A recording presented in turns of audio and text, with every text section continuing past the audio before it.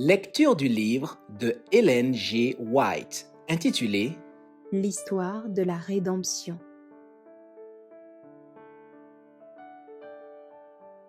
Chapitre 65.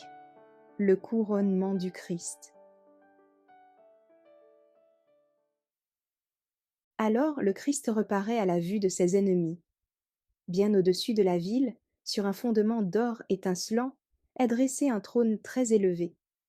Le Fils de Dieu y est assis, entouré des sujets de son royaume. Aucune langue ne peut exprimer, aucune plume ne peut décrire la puissance et la majesté du Christ qui est enveloppé de la gloire du Père éternel. Sa présence resplendissante remplit la cité de Dieu, rayonne au-delà de ses portes et inonde la terre entière. Tout près du trône se trouvent placés ceux qui avaient d'abord pris fait et cause pour Satan, mais qui, tels des brandons arrachés du feu, ont suivi leur Sauveur avec zèle et ferveur. Derrière eux se tiennent ceux qui se comportèrent en chrétiens au milieu de l'imposture et de l'infidélité, ceux qui honorèrent la loi de Dieu alors que le monde chrétien la déclarait sans valeur, et les millions de croyants de tous les temps qui furent martyrisés pour leur foi. Puis figure une foule immense. Personne ne pouvait compter tous ceux qui en faisaient partie. C'étaient des gens de toute nation, de toute tribu, de tout peuple et de toute langue. Ils se tenaient devant le trône et devant l'agneau, habillés de robes blanches et avec des branches de palmier à la main. Apocalypse 7, verset 9. Pour eux, le combat est terminé. Ils ont remporté la victoire, ils ont achevé la course et en ont obtenu le prix.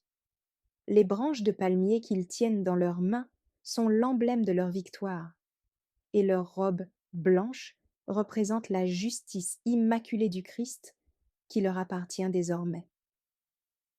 Les rachetés entonnent un chant de louange qui se répercute à l'infini sous les voûtes du ciel.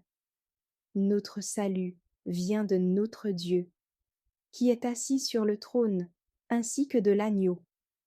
Puis, les anges et les séraphins unissent leur voix à ce cantique d'adoration.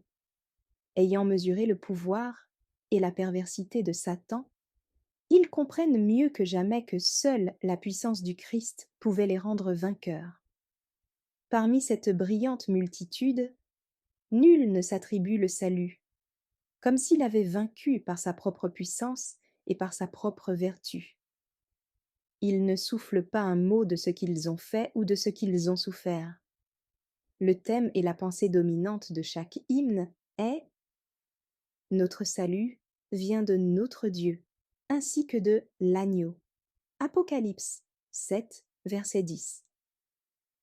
Puis a lieu le couronnement définitif du Fils de Dieu en présence des habitants du ciel et de la terre. Alors, investi de la majesté et du pouvoir suprême, le roi des rois prononce la sentence sur ceux qui se sont révoltés contre son gouvernement, et il exécute ses jugements contre ceux qui ont transgressé sa loi et opprimé son peuple. Puis, dit le prophète, je vis un grand trône blanc et celui qui y est assis. La terre et le ciel s'enfuirent devant lui, et on ne les revit plus. Ensuite, je vis les morts, grands et petits, debout devant le trône. Des livres furent ouverts. Un autre livre encore fut ouvert, le livre de vie. Les morts furent jugés selon ce qu'ils avaient fait, d'après ce qui était écrit dans les livres. Apocalypse 20, versets 11 et 12.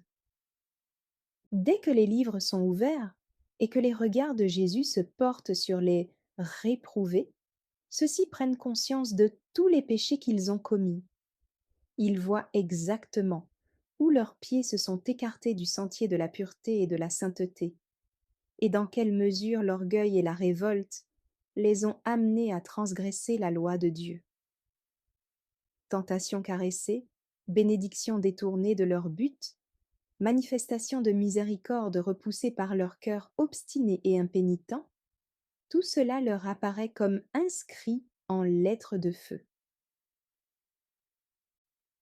Un panorama du grand conflit. Au-dessus du trône, on voit la croix, et comme dans une série de tableaux panoramiques, on voit défiler les scènes de la tentation et de la chute d'Adam, puis les phases successives du grand plan de la rédemption. L'humble naissance du Sauveur, son enfance et son adolescence toutes de candeur et d'obéissance, son baptême dans le Jourdain, son jeûne et sa tentation dans le désert, son ministère public durant lequel il révéla aux humains les plus précieuses bénédictions du ciel, ses journées remplies d'actes d'amour et de miséricorde, ses nuits de prière et de veille dans la solitude de la montagne, les complots, fruits de l'envie, de la haine et de la méchanceté, qui le récompensaient de ses bienfaits, son angoissante et mystérieuse agonie dans le jardin de Gethsémanée, où il porta le poids écrasant des péchés du monde entier, sa trahison et son arrestation par une troupe assoiffée de sang, les tragiques événements de cette nuit d'horreur, sa docilité, la désertion de ses disciples, la violence de la soldatesque dans les rues de Jérusalem,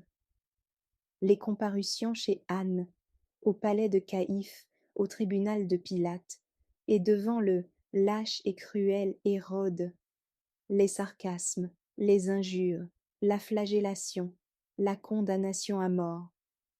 Tout cela défile avec une réalité saisissante. Puis, sous les yeux de la multitude remuante, passent les scènes finales.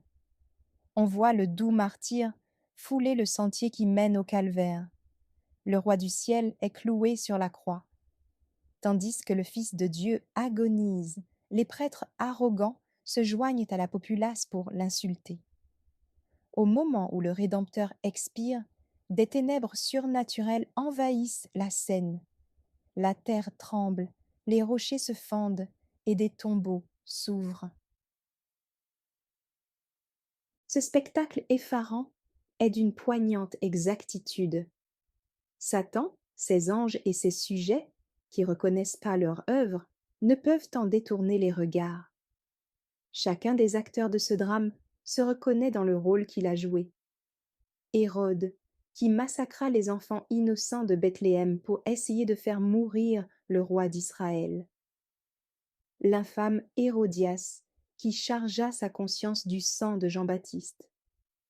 Pilate, faible et opportuniste. Les soldats moqueurs, les sacrificateurs, les chefs religieux et la foule en démence qui criait que les conséquences de sa mort retombent sur nous et sur nos enfants. Tous prennent alors conscience de la gravité de leur faute.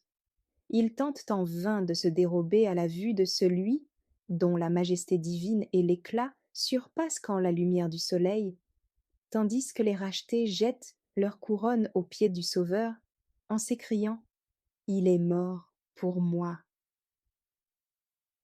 Parmi la multitude des rachetés figurent les apôtres du Christ, le courageux Paul, l'ardent Simon-Pierre, Jean le disciple aimant et bien-aimé, leurs fidèles convertis, et avec eux le long cortège des martyrs. Mais, à l'extérieur des murailles de la Nouvelle Jérusalem, en compagnie d'êtres vils et méchants, on voit ceux qui ont persécuté, emprisonné et mis à mort les chrétiens. Néron, ce monstre de vice et de cruauté, voit la joie et l'enthousiasme de ceux qu'il torturait autrefois, ce à quoi il prenait un plaisir sadique.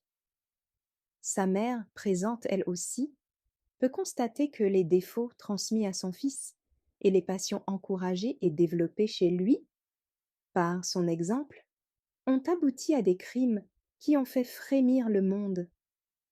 Là sont des prêtres et des prélats de l'Église romaine qui, tout en prétendant être des ambassadeurs du Christ, recouraient au supplice du chevalet, à la prison et au bûcher pour asservir les consciences des disciples du Sauveur.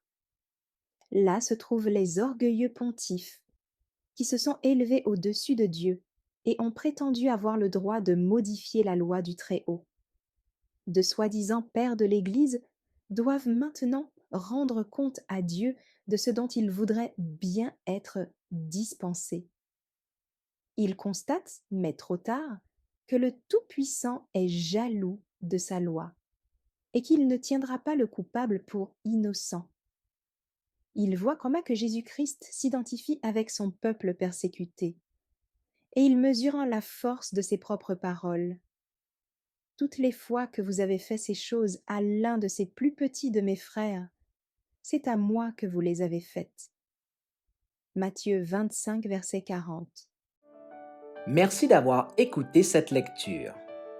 Si vous avez des questions ou des remarques sur le thème abordé, n'hésitez pas à les partager dans les commentaires et notre équipe ne manquera pas de les considérer. À bientôt sur lereste.org.